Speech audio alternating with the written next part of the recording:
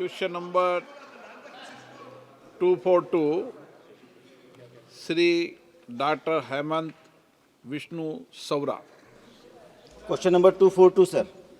माननीय अध्यक्ष जी, सदन के पटल पर उत्तर रखा गया है। माननीय सदस्य, मैं प्रधानमंत्री श्री नरेंद्र मोदी जी और रेलवे मंत्री अश्विनी वैष्णव जी का बहुत बहुत आभार व्यक्त करता हूं कि पालघर में बहुत अच्छे रेलवे से काम हो रहे हैं।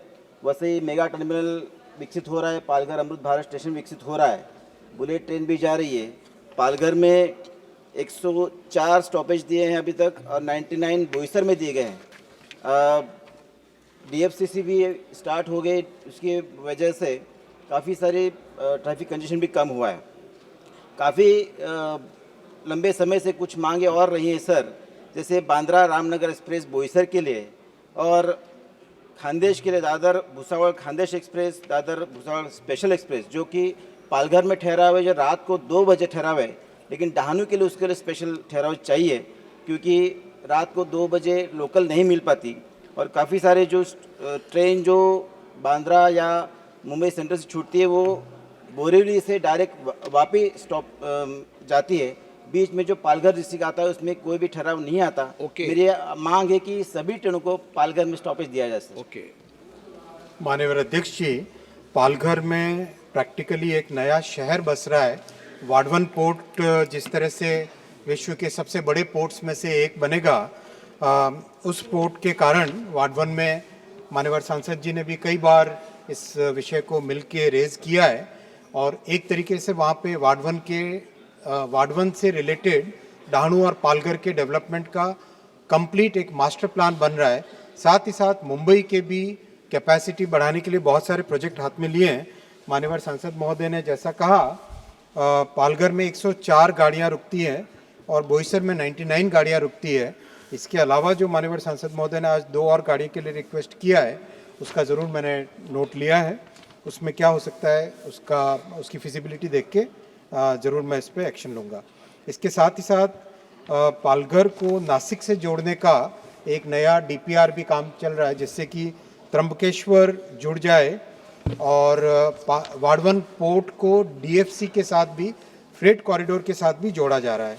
साथ ही साथ माननीय अध्यक्ष महोदय, मुंबई में कैपेसिटी इंक्रीज करने के लिए बहुत सारे काम हाथ में लिए हैं।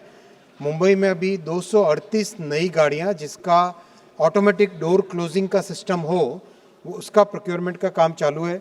सेफ्टी पे ध्यान रख के प्रैक्टिकल सॉल्यूशन निकालने का फोकस है। मेल एक्सप्रेस जो करीब 120 जाती है मुंबई से और सबर्बन करीब 3200 जाती है, इस कैपेसिटी को बढ़ाने का काम भी हाथ में लिया है। बांद्रा में 3 पिट लाइन बन चुकी है। मुंबई सेंट्रल में 24 कोच के प्लेटफॉर्म का एक्सटेंशन चल रहा है। जोगेश्वरी में 2 प्लेटफॉर्म बन रहे हैं। दादर में 1 प्लेटफॉर्म बन रहा है। वसई रोड में 6 प्लेटफॉर्म बन रहे हैं, जैसा अभी माननीय सांसद ने भी नोटिस दिया। पनवेल कलम्बोली में 5 प्लेटफॉर्म बन रहे हैं। कल्याण में 6 प्लेटफॉर्म बन रहे हैं। LTT में डिपो का एक्सपेंशन चल रहा है। परेल में 6 प्लेटफॉर्म बन रहे हैं। तो ओवरऑल मुंबई शहर की कैपेसिटी और देश के जितने बड़े शहर हैं उन सब की कैपेसिटी बढ़ाने का तेजी से काम चल रहा है। माननीय मंत्री महोदय, जब भी आपके प्रश्न आते हैं अधिकतम माननीय सदस्य सप्लीमेंट्री पूछना चाहते हैं, तो ये रेल डिपार्टमेंट महत्वपूर्ण है, इसलिए सब शॉर्ट में पूछे तो शॉर्ट में जवाब दे दो, नहीं तो इतनी बड़ी लिस्ट को फिर क्लियर नहीं होगी। श्री चंद्रशेखर एक लाइन में पूछे हैं सर। सप्लीमेंट्री, हाँ सप्लीमेंट्री।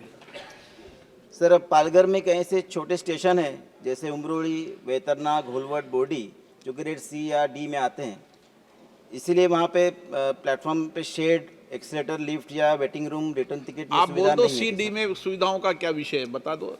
वो सुविधा निर्माण की जाए सर। माननीय अध्यक्ष जी, जितने स्टेशन अभी अमृत भारत में लिए गए हैं उन पे काम तेजी से चल रहा है और जिन स्टेशन बाकी दूसरे स्टेशन की माननीय सांसद जी ने कहा है उसके बारे में मैं फील्ड विजिट एक बार टीम से करवा के सांसद जी भी साथ में जाए या उनका रिप्रेजेंटेटिव साथ में जाए तो जो प्रॉब्लम होगी उसको सॉल्व कर सकते हैं।